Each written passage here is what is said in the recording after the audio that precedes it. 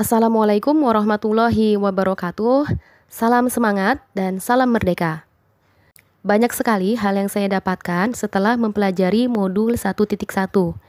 Pada kesempatan kali ini, saya akan membuat kesimpulan dan refleksi tentang pengetahuan dan pengalaman baru yang dipelajari dari pemikiran Ki Hajar Dewantara.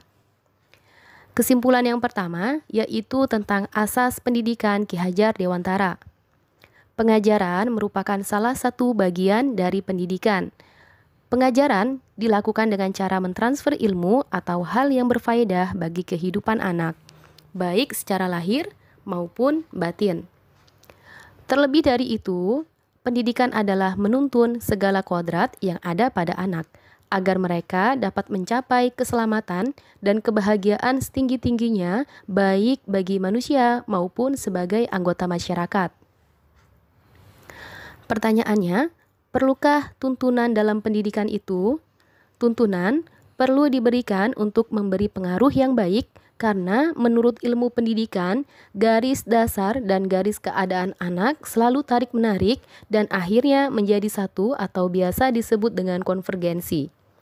Garis dasar di sini adalah tentang jiwa dan tabiat anak. Sehingga tujuan dari pengajaran dan pendidikan itu untuk memerdekakan manusia hingga hidup lahir dan batinnya tidak bergantung pada orang lain, akan tetapi bersandar atas kekuatan sendiri. Kemudian, kesimpulan yang kedua adalah tentang dasar pendidikan yang menuntun. Dalam menuntun laku dan pertumbuhan kodrat anak, Ki Hajar Dewantara mengibaratkan peran pendidik seperti seorang petani atau tukang kebun.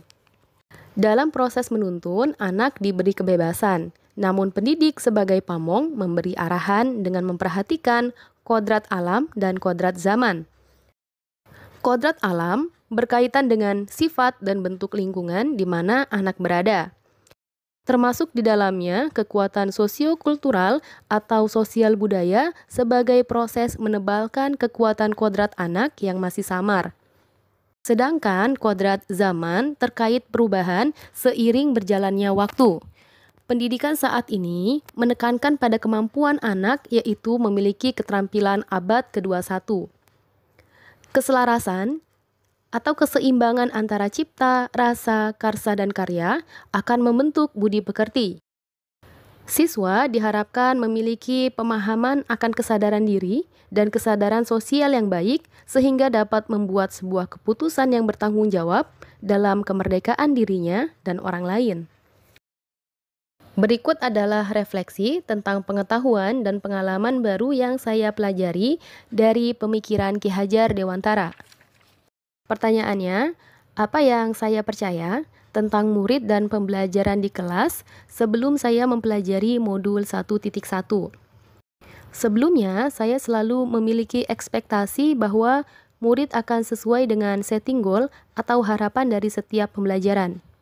Kemudian, hal yang berubah dari pemikiran atau perilaku saya setelah mempelajari modul ini adalah saya memiliki kesadaran bahwa hal yang pertama kali harus diingat bahwa pendidikan itu hanya suatu tuntunan di dalam hidup tumbuhnya anak, artinya bahwa hidup tumbuhnya anak itu terletak di luar kecakapan atau kehendak kaum pendidik. Anak-anak itu sebagai makhluk manusia ataupun sebagai benda hidup, sehingga mereka hidup dan tumbuh menurut kodratnya sendiri, yaitu kekuatan yang ada di dalam hidup batin dan hidup lahir dari anak. Kemudian, hal yang dapat segera saya terapkan agar kelas saya mencerminkan pemikiran Ki Hajar Dewantara, pertama kali mengenali karakteristik dan kebutuhan belajar siswa dengan lebih baik lagi.